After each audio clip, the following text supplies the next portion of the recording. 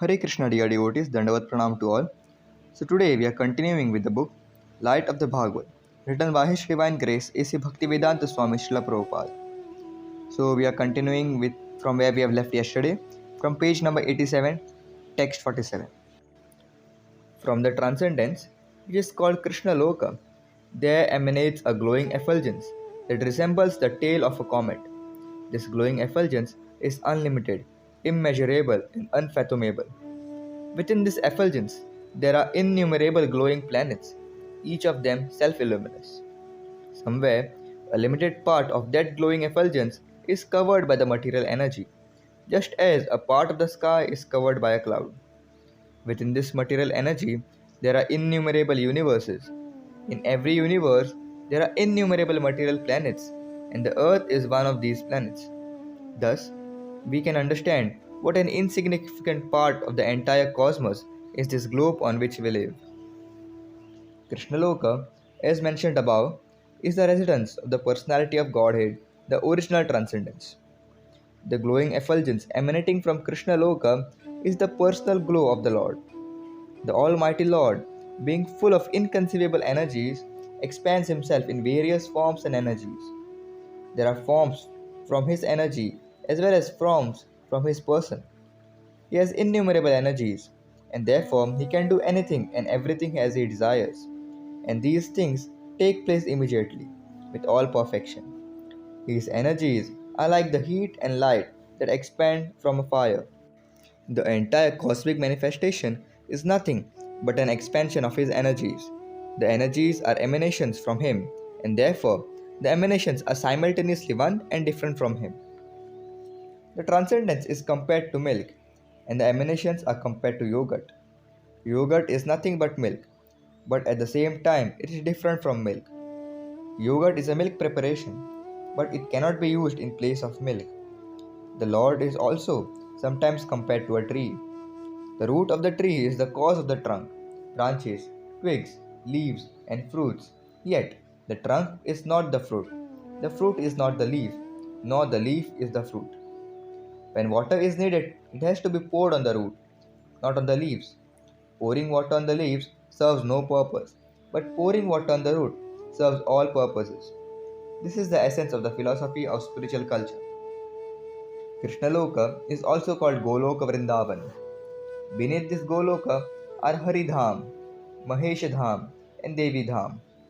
Hari, who is Vishnu or Narayan, is the formal expansion of the Lord.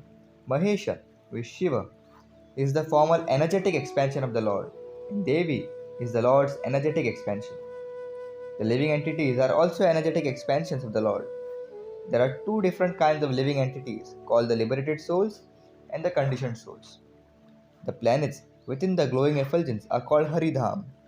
On these planets, the predominating deity is Hari, and the predominated deities are the liberated souls. The features of the liberated souls and those of Hari are almost the same, yet Hari is predominator and the liberated souls are predominated. The innumerable planets in Haridham are predominated by different formal expansions of the Lord, and all of them have different names. The universes within the material energy are called Devi Dham, and within Devi Dham, the predominating deity is Vishnu, who is assisted by Brahma and Shiva. Devi Dham is controlled by three modes, namely goodness, passion, and ignorance. Vishnu is the incarnation of goodness, Brahma of passion, and Shiva of ignorance. Brahma creates, Vishnu maintains, and Shiva destroys the material creation. The material creation comes into being by the will of the Lord, and it is again annihilated by His will.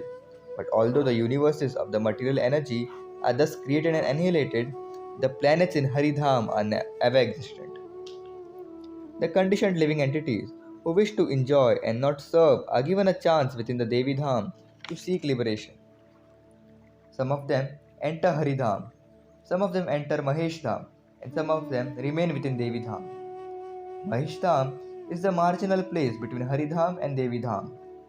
The impersonalists who want to merge into the existence of transcendence are placed within Mahesh Dham. Those who want to remain within the planetary systems of the material universes do so on various planets, but those who want to go outside the material energy can enter Haridham or go either to various planets there or directly to Krishna Loka. The system of Bhakti Yoga makes one eligible to enter Haridham. The system of Jnana Yoga makes one eligible to enter Mahesh Dham. And the system of Karma Yoga obliges one to remain in the Devi Dham and repeatedly be born and die, changing his material covering according to the standard of karma he performs.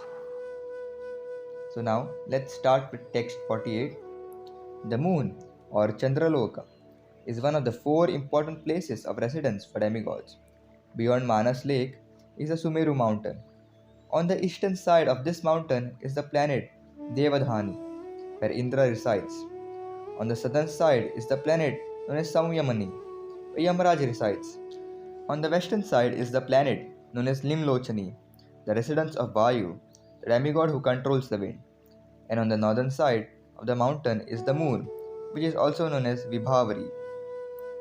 All these various planets are within the universe in which our planet is situated. Persons who are too materialistic always engage in sense enjoyment. Such persons worship the material demigods and goddesses to fulfill their material desires. They are very fond of performing many yagyas to propitiate the various demigods and the forefathers in heaven.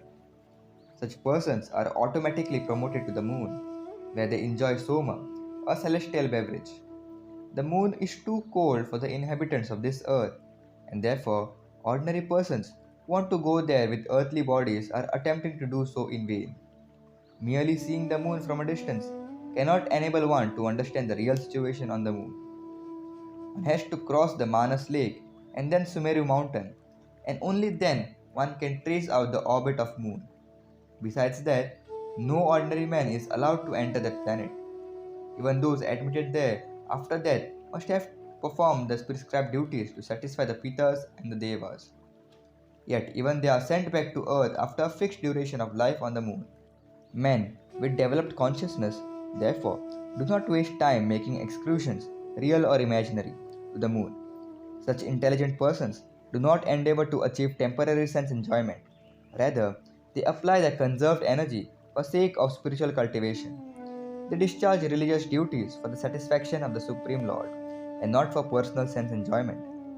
The signs of such exceptional devotees of the Lord are that they are unattached to material enjoyment, contented, pure in heart, attached to devotional service, free from affection from temporary things, and devoid of false ego. According to Vedic injunctions, such great personalities ultimately attain the place where the Supreme Personality of Godhead predominates and where there is no death, no birth, no old age, and no disease. On the way to these spiritual planets, such personalities pass through the sun line called Achir Marga, and on the way they can see all the planets between here and the spiritual world.